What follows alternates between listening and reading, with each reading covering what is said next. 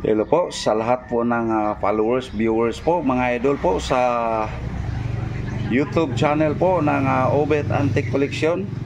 Yung mga hindi pa po nakasubscribe, please subscribe, follow and share mga idol.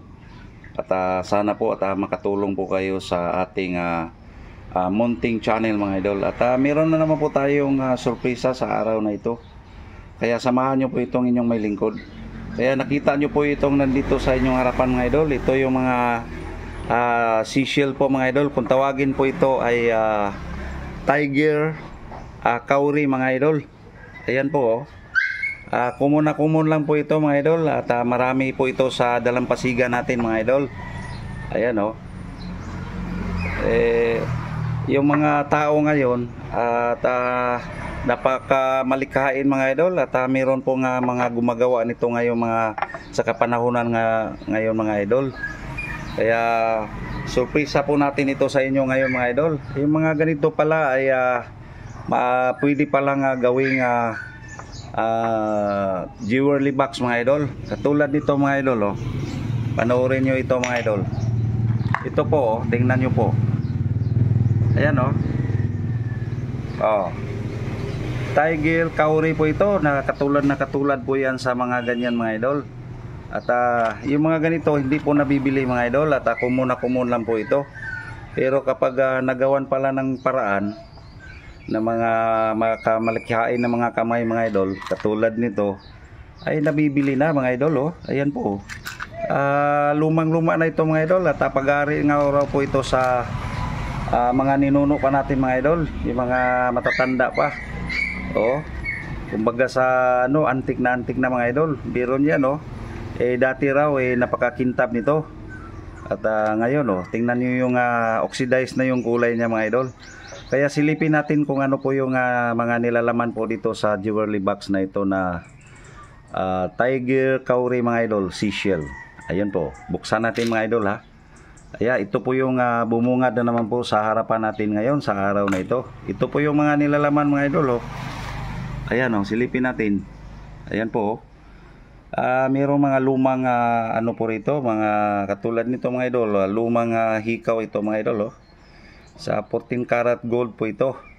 Saka pearl po, legit pearl po ito. Ayan oh. Oh, sa mabuti na lang at yung namamayari nito at nagkasundo po kami. At ipinagkaloob po ito sa inyong may lingkod. Ayan po. Kompleto pa rin po yan. Tsaka tingnan nyo po yung iba rito. Meron pang tulad nito mga idol oh. Yung ano niya, yung singsing niya sa matanda na yon. Oh, tsaka yari po ito sa 14 karat gold pa rin po mga idol. Oh, parang sa ano yata niya, yung sa pag-aaral niya ito na singsing mga idol. Ayan oh. Oh. Ito, tingnan nyo yung mga hikaw niya mga idol. Sa ayan oh. Oh, napakalupit. Oh. Napakaganda mga idol oh. Tingnan nyo yung daliri ko rito mga idol. At huwag po kayong matakot yan sa daliri ko. Nasunog po yan sa acid po mga idol. Asido. Tsaka ito yung the best po mga idol oh. Tingnan nyo sa malapitan nito mga idol. Ito po oh. Pangil mga idol. Oh, pangil yata ito ng vampira mga idol. O sa ano yata, lion at tiger o kaya sa buhaya mga idol. Ayan po. Ayan po yung nilalaman mga idol oh. So malaking bagay na pala yung mga tiger kauri mga idol. At walang balyo ito. Nagkakabalyo na kaagad. Meron palang mga gumagawa nitong mga ganitong uri na jewelry box mga idol oh. So at least na nandyan pa rin yung ano, yung mga pag-aari na mga matatanda mga idol oh. At hindi pa nawala oh, nandito pa rin. Sa mabuti na lang at naipagkaloob po ito sa inyong may lingkod. Ayan po oh, yung nilalaman mga idol oh. 14K 14 karat gold yan, pati itong singsing niya ng ano, ng pag-graduate yata niya ito ng kolehiyo mga idol. Tsaka yung hikaw mga idol oh, yung legit na perlas. Oh.